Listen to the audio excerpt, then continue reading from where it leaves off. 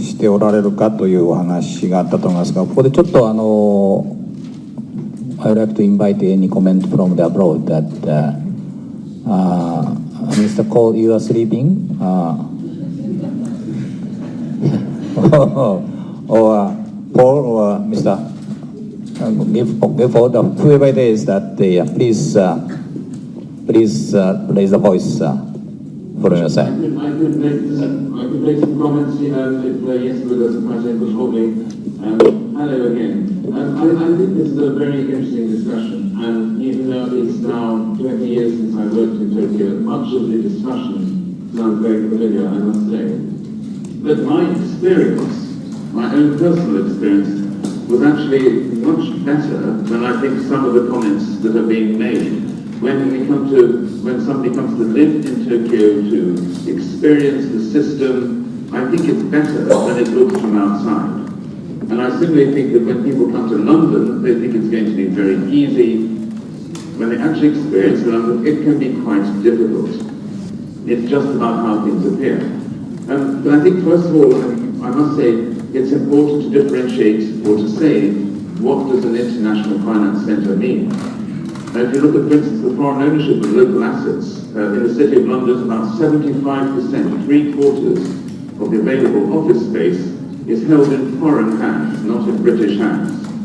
And that is mentally something that took some time for the City of London to absorb, to become used to this, but it's now normal, it's now accepted. With it, the number of foreign people working here, the number of foreign passport holders is very high, and that has to be something that is socially accepted, that there will be this cadre, this group of senior people working in an environment where they are clearly very well paid, they are wealthy people in a different sector of society. Society has to be able to absorb that. And it's just a point to make. I think there is also an important point to be made about differentiating the product sectors. And personally, I'm unsure that you should be looking to attract commercial banking, lending banking to come to Tokyo, because in a sense that is a much more global game already. But in London, looking at the markets where you have trading of every different type of instrument, you also have very important legal services, maritime services, accounting, all of which are very important for the concept of a cluster, a grouping of services, which then feed off each other and make a much more active market. I think you can also look at different models. New York, for instance, represents a very large domestic market. It has a rather limited international, and yet it's perceived to be very successful.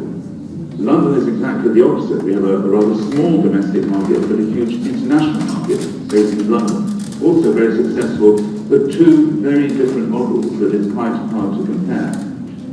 I think it's also important to say that successful cities nowadays, I think, are the best connected cities.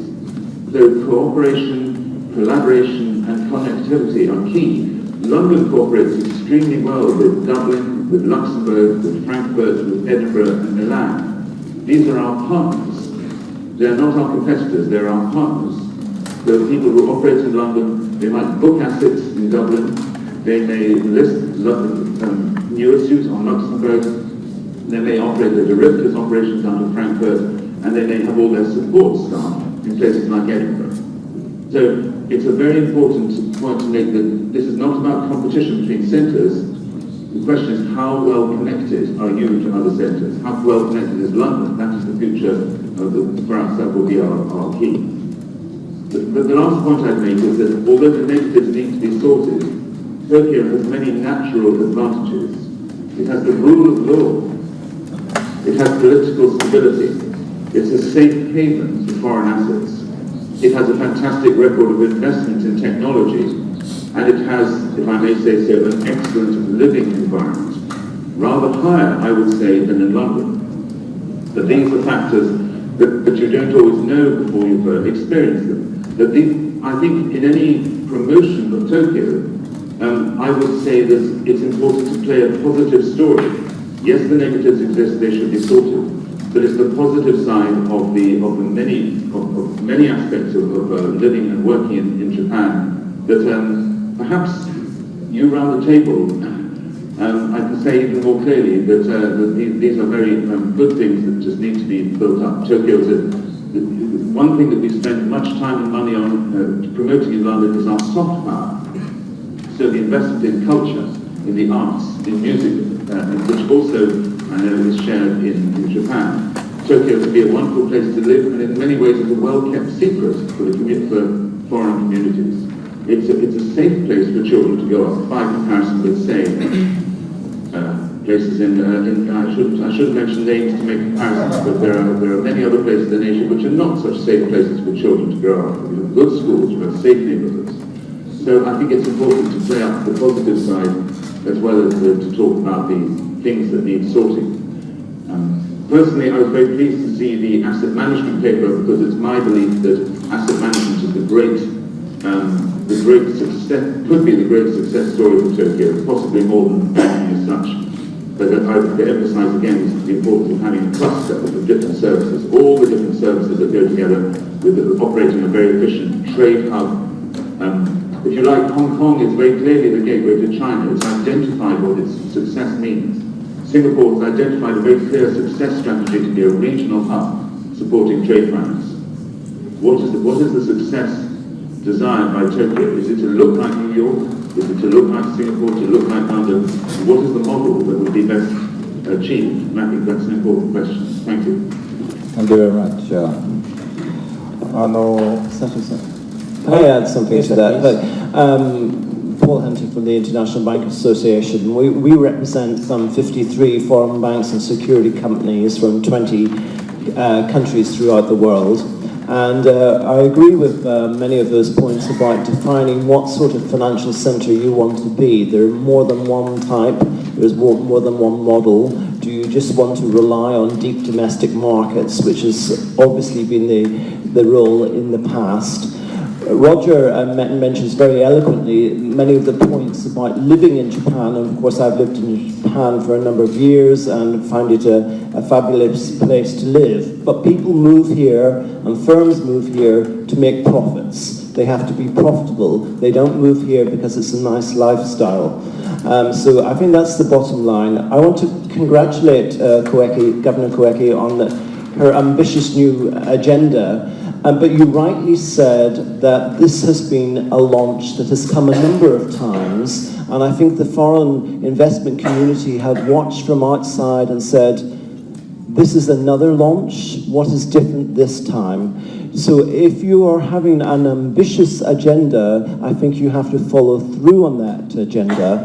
And one of the important things, I think, and I would laud what Sato-san's three major things are: tax, I think the aggregation of the regulatory environment. I'd also mention flexibility in the labour market environment.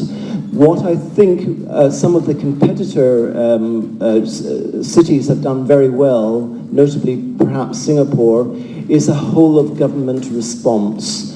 It has looked across the whole of government regulations and said, we positively want to entice people to come here. So, for example, when you think about a tax and a visa regime, you think of them in the round. You don't think of them in silos. And I think because this is a big and multi-dimensional country, and unlike those fleet of foot city-states, it is a truly developed economy, but it also means it's a bit unwieldy to bring all different parts of government together. And so an ambitious agenda would be looking at, if you're going to introduce an inheritance tax, think of the impact it's going to have on the financial investment community. As Roger noted, it will bring in a different genre of people. There will be many more people who will be a wealthy cadre of people who will be slightly different to the norm. So it's an understanding that you are looking for something different. In the morning, you are keeping wake up, so please, I would like to invite Mr. Cole's opinions. Please.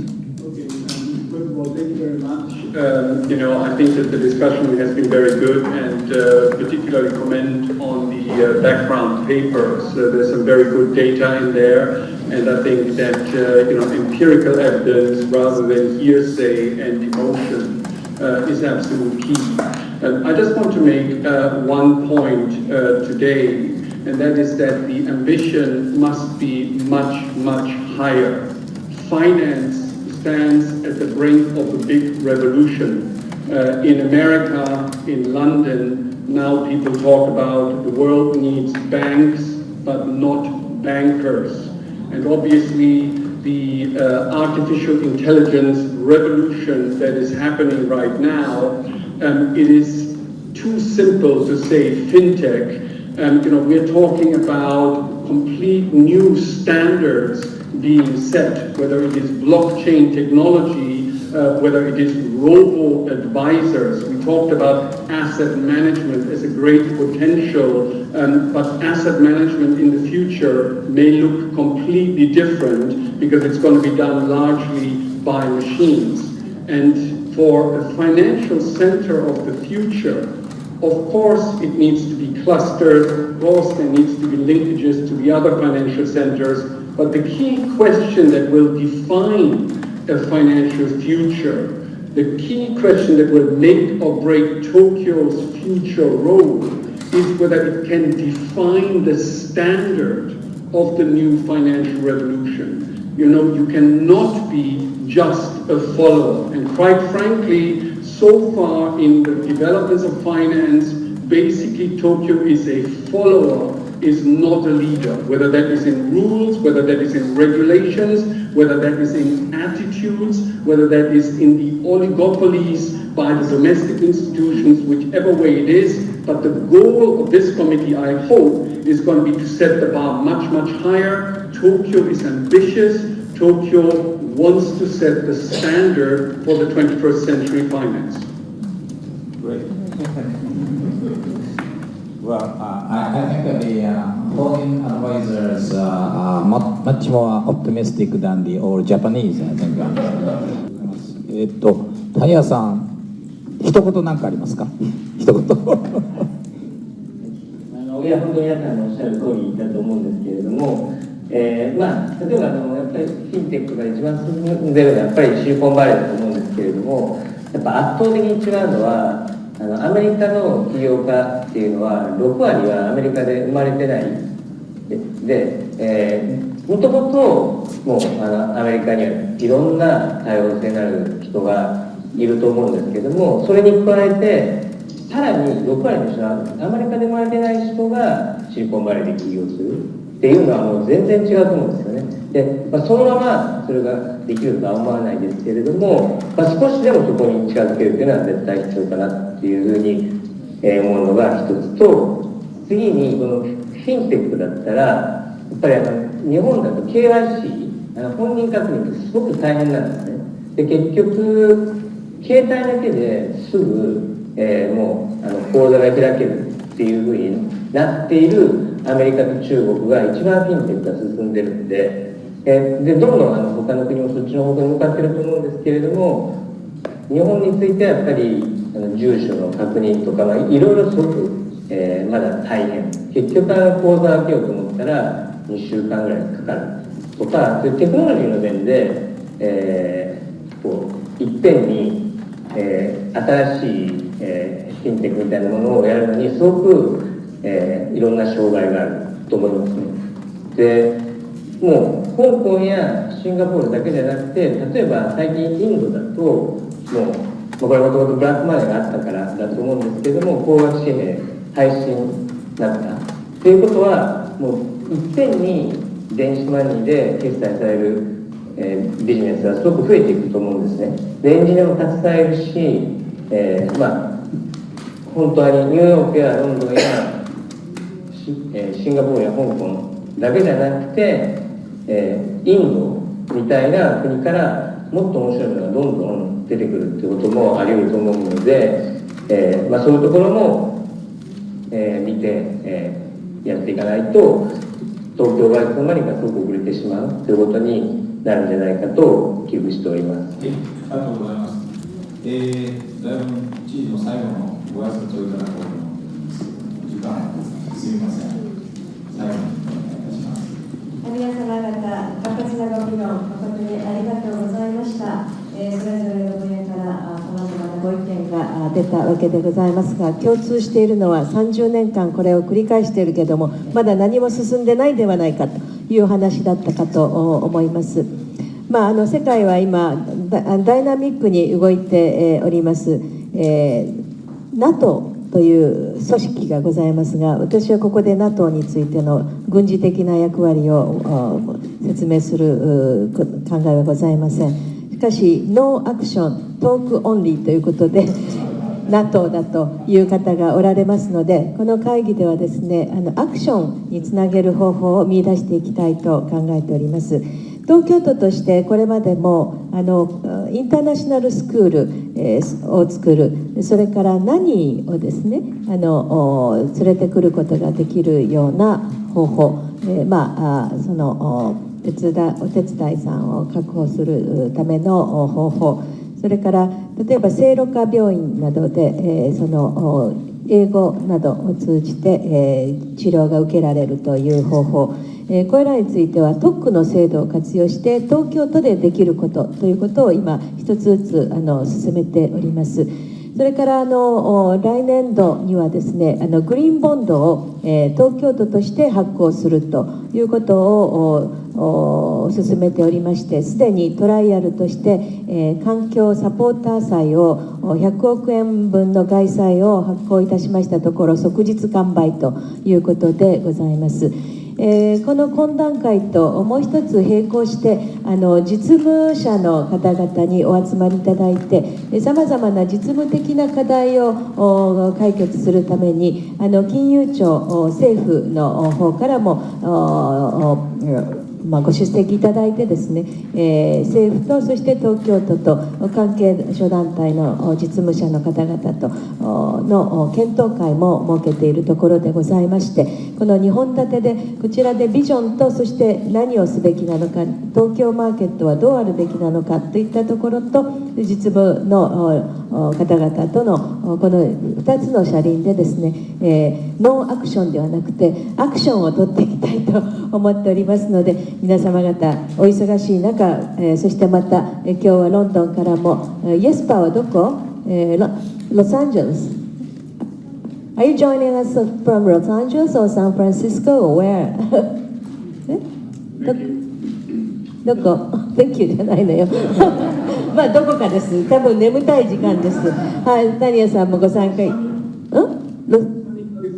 サニーカリフォルニアはい、ありがとうございます。それとぜひそうやってグリーンボンドなども含めてですね、あと東証は斉藤さんのこれまでのお勤め先というか、もう大変なリーダーシップ振るわれて、中にはその商品取引所との連携をもっと深めてほしいとか、そういうメニューを増やすというのも大変大きな課題かなと思います。東京都としてできること、国と連携してできることなどなど、短期と中期それぞれございますけれども、アクションを取るということではぜひこの懇談会から答えを出していきたいと思っております。今日は本当にご参加ありがとうございました。ありがとうございました。大変もう活発なご意見で、45分ではとても時間が足りなくて、司会が下手ですみません。今日はこれで終わらせていただきます。あと事務局から連絡があります。よろしくお願いいたします。事務局からご連絡いたします。議事録につきましては後ほど確認させていただきたいと存じます。